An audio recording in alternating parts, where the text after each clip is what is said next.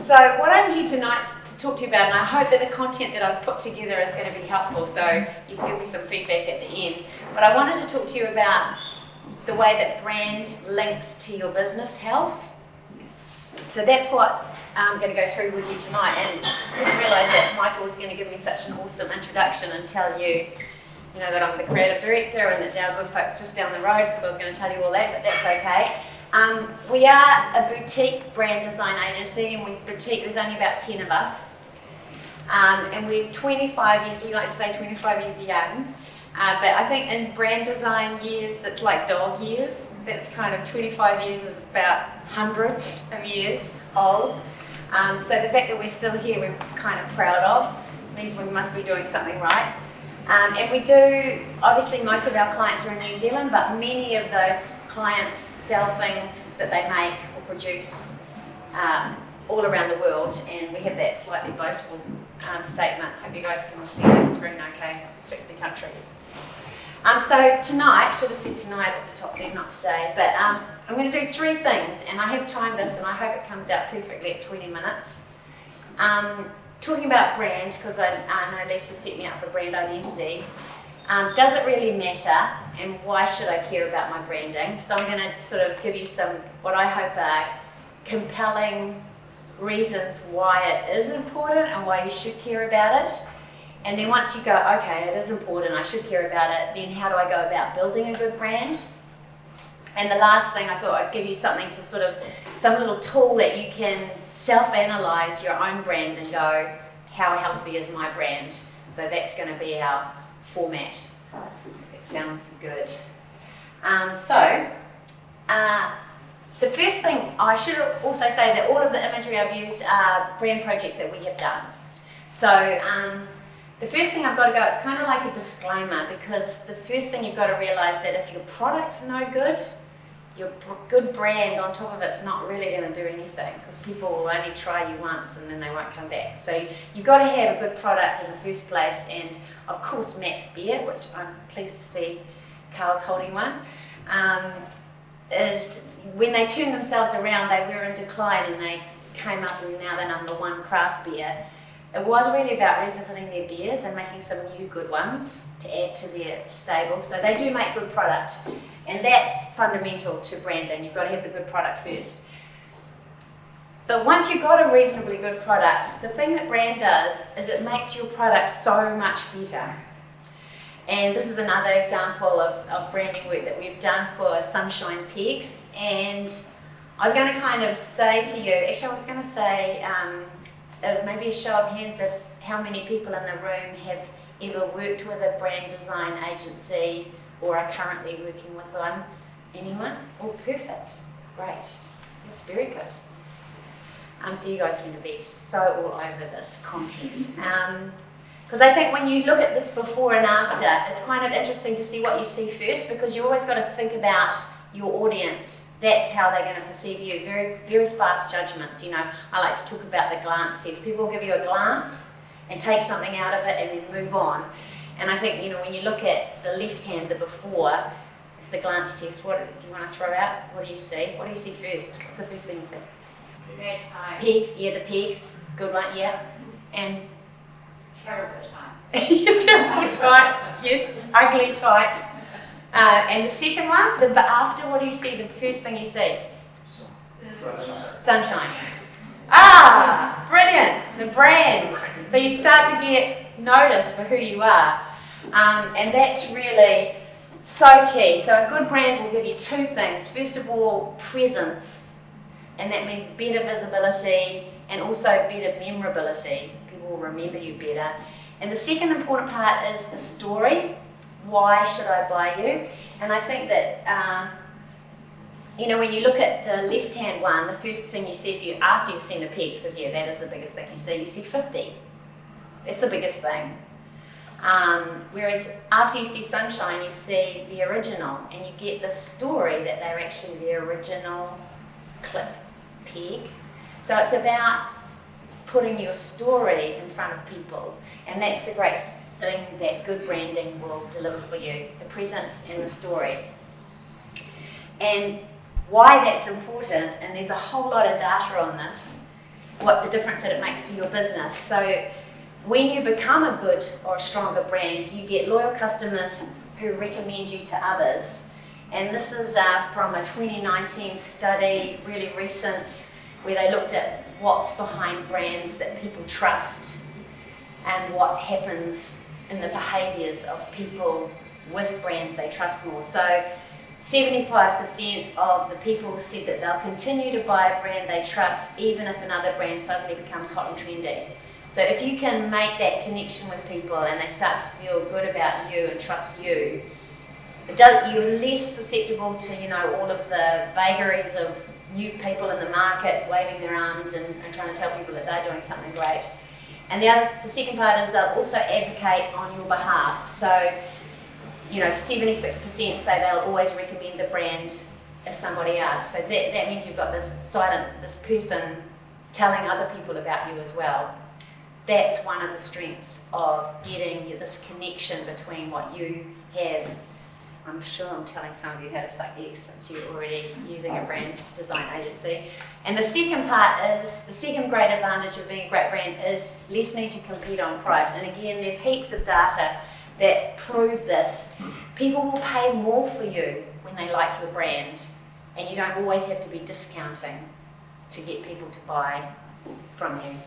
And there's something else about even when competitors get better reviews, they'll still go back to the brands that they trust more.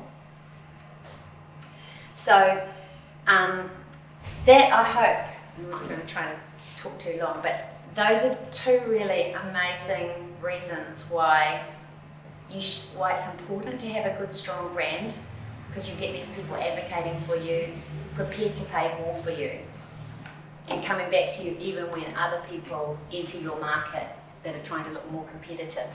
So if you accept that, okay, my brand is important, the next question you're probably going to ask yourself is, well, how do I go about making my brand stronger or better? So this is the second bit. So I'm sure most of you know what brand that is. Cookie Tie, thank you. And the first thing to know about a brand is a logo is not a brand. So there's no logo there, there's no name, but you know what brand that is. A brand is actually a story. And you've got a good brand is a brand that tells people why you matter.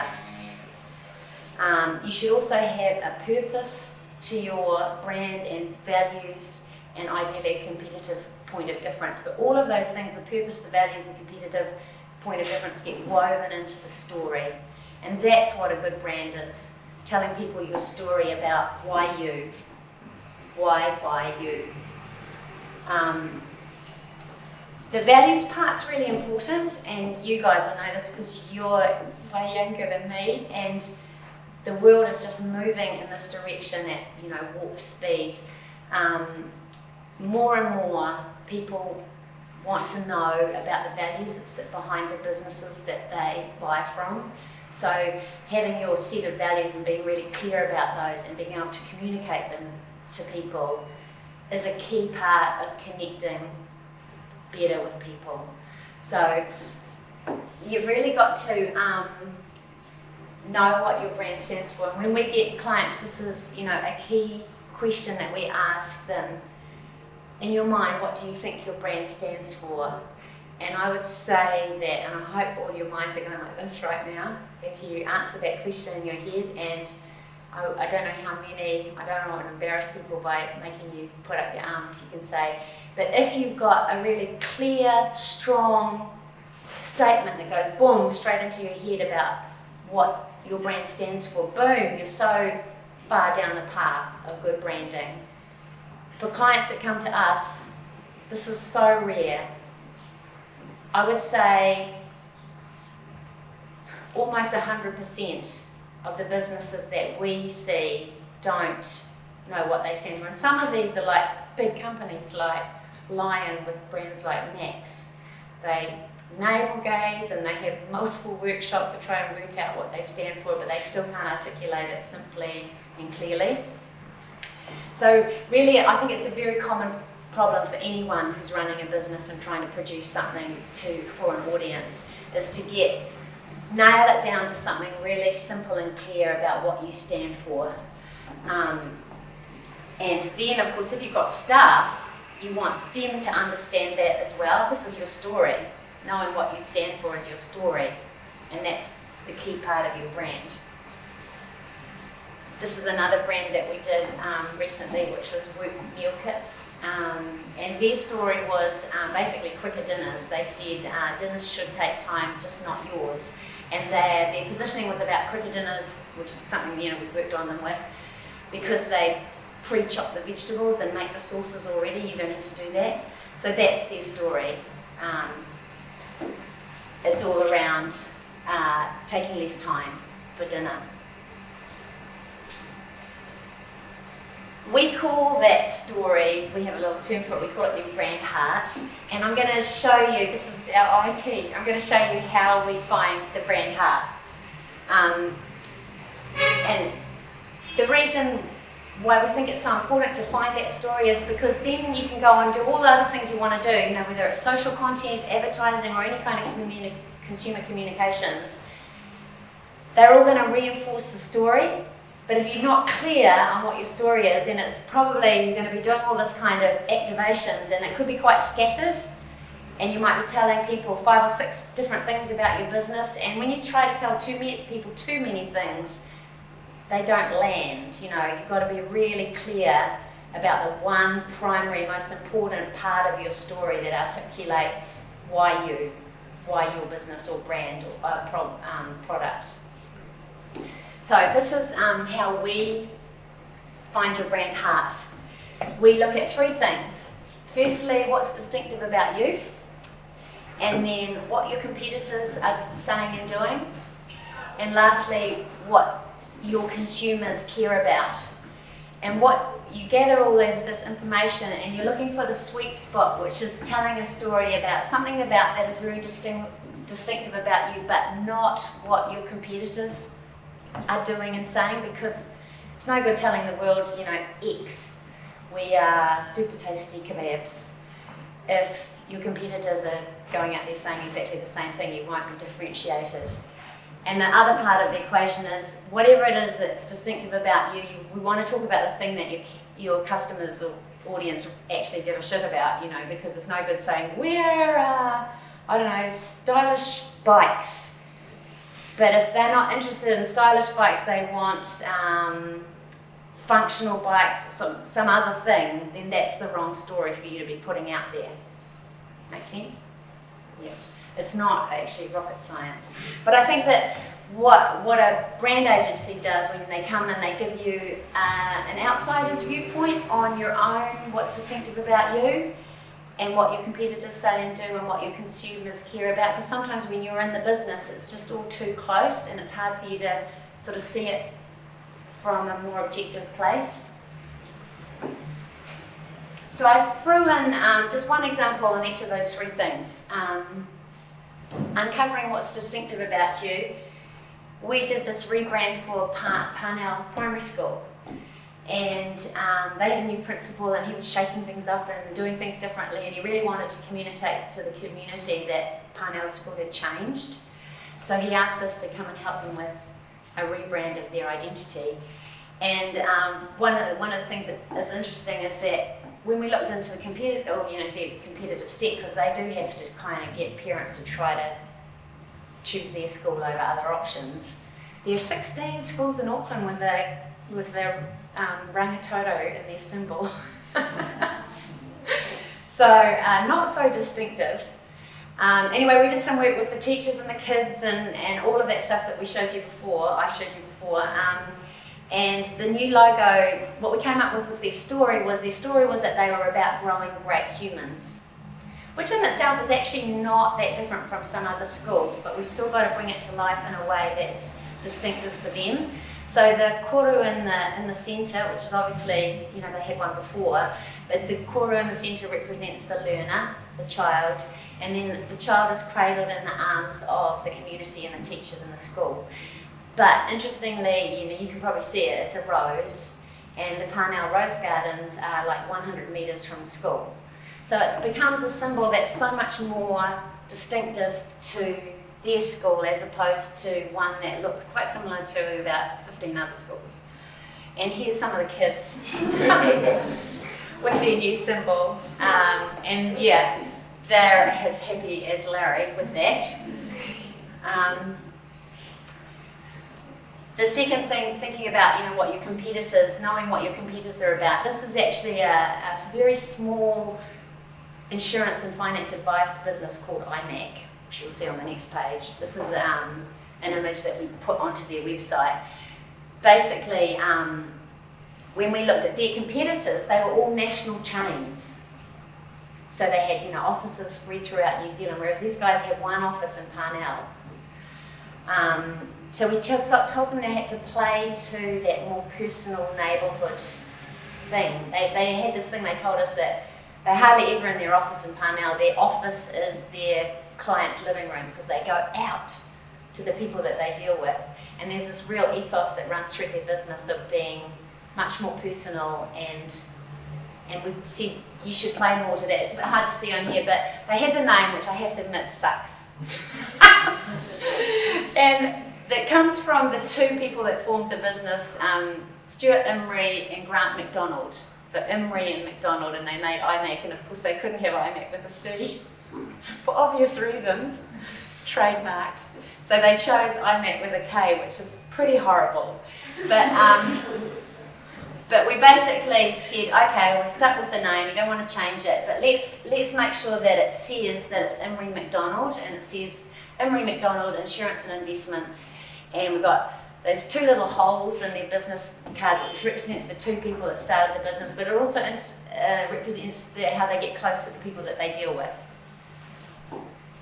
So that was them about competitors and knowing, pulling yourself apart from knowing what your competitors are all about, and then doing what's unique to you. And the last option I put in was, and this is about knowing your consumers. This is Tiaki, the paper sculpture kakapo that we created for Crombie Lockwood. I don't know if you've heard of Crombie Lockwood. You do? Oh, brilliant. Because when they came to us, they said they'd done some research about their consumers, and knowing their consumers, they knew that they had really low brand awareness. And so basically their problem was people didn't know who the hell they were. And also they came to us with all their baggage, which was they had this brand system where they sponsored some native birds in New Zealand, which is a great thing, but somebody had decided that they would weave that into their identity. So they, on all of their collateral, they have a strip that goes across the bottom of any piece of information from their brand that would be about, a tenth of the height of the page with some bird plumage in it. Oh my God, so boring. Anyway, so we came up with Tiaki and said, why don't we build them out of paper? Because they sponsored Sirocco, the kakapo that gets transported around New Zealand to help the breeding of kakapos. So we said, why don't we make them out of paper? Because you guys are in the insurance business, and it's all about paper. So we'll make him out of paper, and he's become their mascot. And we're still building the brand awareness, trying to get it out there. But their internal staff, of which there are hundreds, because they're from Kaitaia to Bluff, I have fallen in love with Tiaki. They've named him. Tiaki is Maori for protect. And he's just been this kind of rallying cry, and he's a lot more visible, of course, and memorable for people, for the public, than what they had before, which was pretty understated and pretty boring. And you've got a tiny little strip of feathers that nobody's even going to notice. So the last point I just wanted to make in this section is that once you have your brand heart, your story that defines why choose you, it becomes the benchmark for everything you do. So it's a great tool for your business wider, because it's not only comes to life in the visual way that you communicate with people, whether that's signage or social posts or advertising. It's also how you behave as well, and how you answer the phone or how you deal with people that come into your business. It's a kind of guiding light for what you're trying to do and everything that you produce as a business. This was some cafe cups that we did for McCafe when they changed their coffee blend, and they've got this brand document that is like reams and reams of paper about, you know, their colours and how they have to be, you know, we did so much back and forth about these patterns, you wouldn't believe it. I mean, their line is Simply Good Coffee, and of course you can see from that the patterns are quite simple and graphic, but they had to be, you know, so careful about that they were very unisex and not too feminine and not too masculine, and all the little sayings went round and round and round. But the point is that when you know who you are and what you're about and what you stand for, it drives everything that you do. So this is the last bit, and this is a tool that giving you to do a bit of self-analysis, a WOF if you like, for your own brand. So we've said that a good way to do a brand WOF is to ask yourself, are you dirty? Those 4 things. Are you distinctive?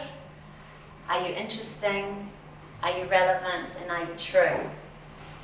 And I'm kind of going to leave you guys with that to think on those 4 things on the dirty, and just give you a few examples of each one.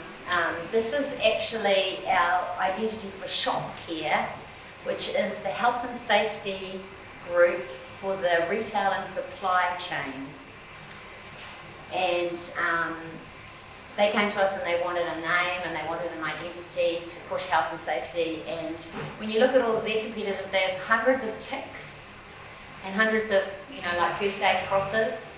This, and because they're the retail and supply chain, it's not just the shops, but it's also the distribution businesses, the transport businesses, the manufacturers, it's the whole chain into the retail. So this is about, rather than that kind of health and safety being something that feels autocratic and negative and scary, this is about taking care of people and making sure that people always get home safely. So of course it's the heart, but it's made up of the lines that represent all of the elements that come together in the retail and supply chain. I still can't struggle to say it. The retail and that was their name of their group. We are the health and safety group for the retail and supply chain. But it's very, very distinctive in the world that they operate in. Here's an example of being interesting. This is a brand that we worked on. These people make bra bits and bras. This is a stick-on bra. And it's very hard for you guys to see, sorry. There's a line drawing in the top right-hand corner of a woman's torso with a bra on. And conventionally, I think most people would have put that big on their pack, but it's much more interesting to make the pack look like somebody's cleavage. And I think that, you know, that's what you're always looking to do, is to try to be more interesting in the way that you present yourself. Relevant, this was Holiday Rescue, who are a startup travel insurance business, completely online, and it was really all about making sure that the whole experience for users was going to be super, had to, you know, slam dunk the competitors in terms of ease of use and simplicity. So, and that's, I think, you know, about being relevant for your audience. And the last one, being true. We've worked with Hellas for so long, 10 years, 12 years, and you know they've recently been bought by so big corporate people, but they were until very recently authentic, bona fide butchers. And it is about staying true to what you really are. It's very important. So I put my 3, because, you know, I think you're supposed to take 3 things out of a presentation. So my 3 points are: good branding gives you added presence and a meaningful, relevant story. Good branding gives you loyal advocates who are prepared to spend more. And creating a brand heart focuses your business decisions and your business behaviour. And that's it.